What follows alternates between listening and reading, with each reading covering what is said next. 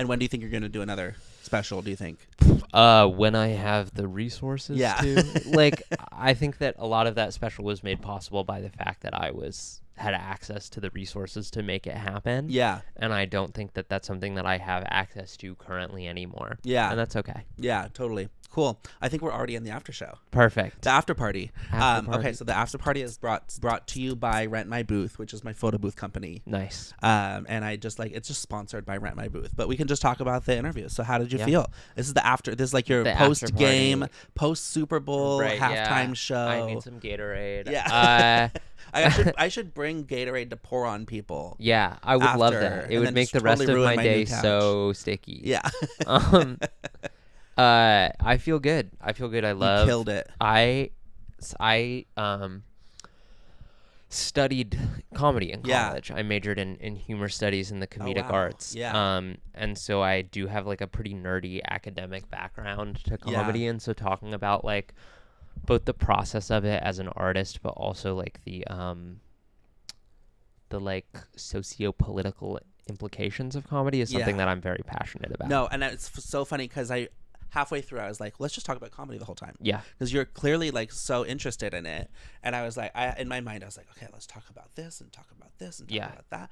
And then you would always bring it back to, and that's why I do comedy. Mm-hmm, and I was like, there we go. Perfect. Comedian who likes talking about good comedy. No, I do think that like comedy is my like quote unquote special interest. Yeah. Where it's like I think that as a comedian, learning about the history of comedy is like incredibly important. Yeah. The same way that I think learning about your history as a queer person is incredibly important. And I think that you see a lot of people these days where you'll be like Jojo Siwa. I'm obsessed with Jojo Siwa right now, not because I'm a huge fan necessarily, but like I'm just like so into the fact that she thinks she invented gay pop. Right, because it's like watching a car explode in slow motion.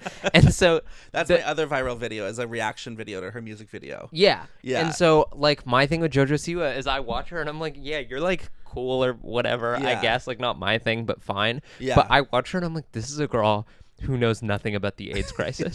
You know what I mean? No, literally. No, literally. What about as a woman? Do you think it's really like, I noticed you have a lot of male role models in comedy. Do you? Everyone brings this up. Like that's fine. Brings this up. That's fine. But are you a big fan of like Kathy Griffin or anybody? Like... Yeah. Of course I am. Yeah. Of course I am. I just think that like there's just not a correlation. I think that it's one of those things where it's like there are more men to choose from. Yeah. You know? And like there's a lot of women comics that I love, but when I was learning about comedy as a teenager, I was doing so as like I hadn't come out yet, you know? Yeah. And so, and I was just doing what the algorithm recommended to me, and because there are more male comics, that's what I was listening to. And like, of course, I did listen to Natasha Leggero and Ali Wong and Amy Schumer. Yeah. But like especially Amy Schumer, I'm like, I don't really like her, you know? Totally. So there are like there are a lot of women comics that I look up to, but I think a lot of that is more current. You know who I think is awesome? Who? Taylor Tomlinson. Absolutely. That bitch brings the fucking house down every time. Have you seen her? I watch live. No. Okay. Yeah. Every time I watch one of her specials, though, or just like even a clip of one of her jokes, I'm like, oh, she's incredible. And I think the reason she's incredible is because of a lot of what you talked about. Yeah. It's like she has hit the pavement and like really worked on like kind of the academic side of like comedy. Like she understands jokes and she knows how to make them, and she's extremely funny. I think the reason that I grew up loving women comedians. Yeah. Like I think that the reason is because as a closeted gay boy teenager, I expressed my queerness by enjoying things that the girls were liking. Yeah. Like, I love the Jonas Brothers. A Tale as Old as Time. Yeah. I was I'm gay, so I like the Jonas Brothers. But that doesn't actually make sense. Yeah. Necessarily. And I went to a Jonas Brothers concert because I have this deep, like, long fanhood of the Jonas Brothers. Like, on last summer, I was like, I'm going to go to a Jonas Brothers concert. And I just looked around and I was like, this is not what I remember the fans being like, because Yeah. the fans used to be like all my friends. Now the Jonas Brothers fans are all the straight girls who grew up and left me. Yeah, you know what I mean? Yeah. Now I'm yeah. like, oh, we haven't talked. We haven't talked Yeah. in 4 months. Like, what the hell? Yeah, that's so funny. That's so funny. Yeah. Absolutely. I do also think that there is something that's like I am not, just because I'm a woman doesn't mean that I'm exactly like the world's most femme girly. Totally. And so I think that like a lot of the like, I don't know, there's like a butchness to me that I think a lot of that appealed to in terms of like, Yeah. listen, and I'm letting my femside show. I've been listening to Chapel Roan. Oh, I love She's Chapel. delightful. Oh my god, she's so good. Yeah, I think she's the best thing out there right now. Yeah, I'm like, wow, that is talent. The voice. Yeah, Jojo Siwa, eat your fucking heart out, dude. You did not invent gay pop. I have to tell you, Jojo Siwa, that's no, that was actually invented this year by Chapel Roan. Yeah. So, fuck Freddie Mercury. Yes, no, absolutely. I'm like, Jojo Siwa's cracking me up, and I'm just like, I'm here for all the content. I'm here for everything because she's doing, because also I have to say I'm a big Miley Cyrus fan. Of course. And I grew up, I'm the same age as Miley Cyrus. I grew up loving Hannah Montana. Not grew up, but like high school. It was like into Hannah Montana. And but I didn't like her because of Hannah Montana. I liked the Miley Cyrus side. Yeah. And I always knew she was crazy, bad girl, whatever. Not bad girl, but like pushing the limits and whatever. And ever since I was a fan of her, people were like, she's a bad role model for kids. Like, I don't let my kids watch Hannah Montana. And then people think she all of a sudden became this bad girl. And I was like, no. And Jojo Siwa thinks that Bangers is when Miley Cyrus went bad or whatever. Yeah. But it's absolutely Can't Be Tamed, which was years before. Yeah. And Miley Cyrus, I remember I invited my friend over, or I went to her house. We were like going to watch. This is a sign of the times of me being like a junior or senior in high school. Yeah. We went over to her house at 7 p.m. They were going to premiere the music video on the E Network. Oh, yes, they were. Yeah. Yeah. Do you remember that? Or No, I didn't have cable. Yes, right. So they were going to premiere it. So we went over. We I don't know if we listened to Miley Cyrus music or whatever. We watched the video, and then this is also a sign of the times. It cuts after the video to a interview with Miley Cyrus and, say it with me, Ryan Seacrest. Yes. Yes. And so I remember this formed me as a person, this interview. So he said, this video, and also she's under 18, she's 17 at the time. And so she says, he says, wow, this video is a little racy. It's a little pushing the limits. And she goes, yeah, it's a sexy video. And I was like, you go, Miley.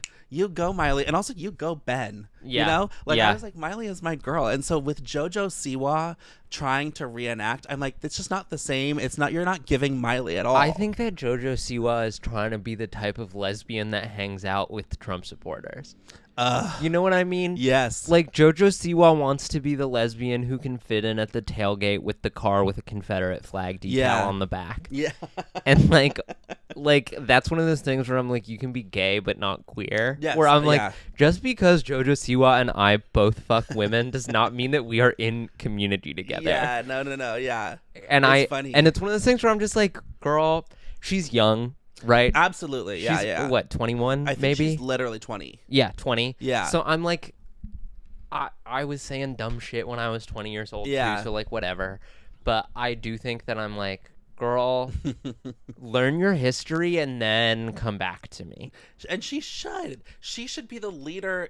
She should be like, everybody, let's dive into like queer history and like music history and stuff. It's like, who literally, like, I have actually been I would say for my age and for my place in the world, like up until now, have been like a person who pays a lot of attention to Jojo Siwa, just because like she just like is on YouTube a lot and like she's around. She's around, and now I'm like, Jojo, like, first of all, your look is the same look in black. You didn't change your look. You have to admit that, Jojo. That's so funny. No, she did come out and immediately become the worst type of lesbian.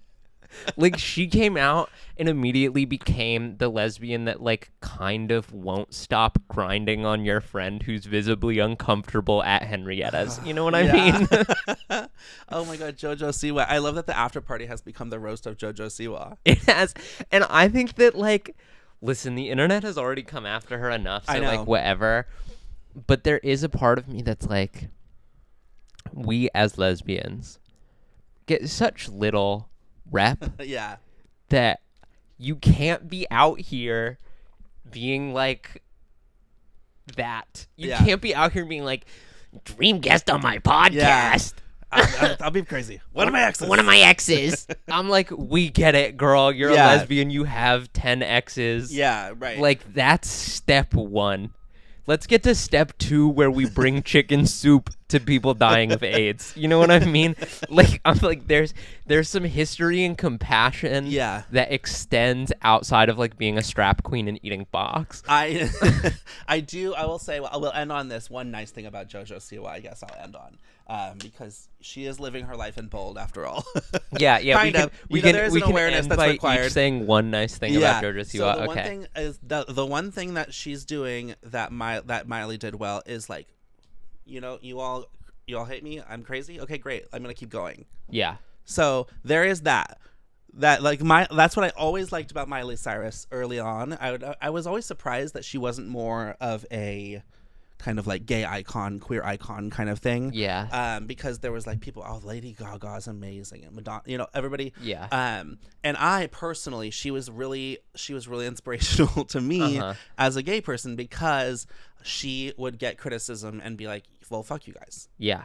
So there is that. I don't think JoJo's doing it as well. No. But I think there is the delusion that I'm looking for in a pop star. Yeah. I think that the thing that I admire about Jojo Siwa is that she's bringing lesbianism to Walmart moms. Yeah.